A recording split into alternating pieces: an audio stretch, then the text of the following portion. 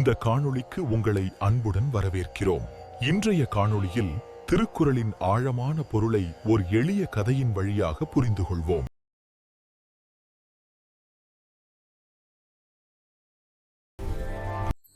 கல்வி மனிதனை உயர்த்தும் சக்தி, இருளில் வழிகாட்டும் ஒளி.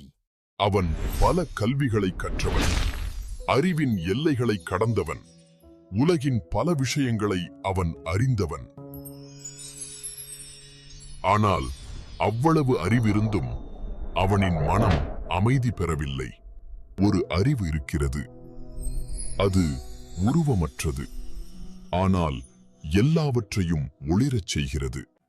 அந்த தூய அறிவை உணர்ந்தபோது அவனின் அகத்தில் அமைதி பிறந்தது.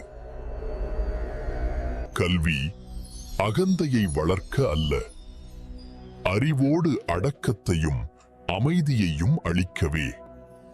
தூய அறிவு வடிவாக விளங்கும் இறைவனுடைய நல்ல திருவடிகளை தொழாமல் இருப்பாரானால் அவர் கற்ற கல்வியினால் ஆகிய பயன் என்ன?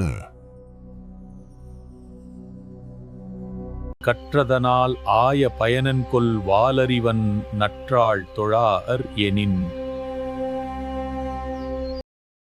இந்த காணொளியை பார்த்ததற்கு நன்றி. இந்த விளக்கம் உங்களுக்கு பயனுள்ளதாக இருந்தால் இந்த காணொளியை விரும்பி பகிருங்கள்.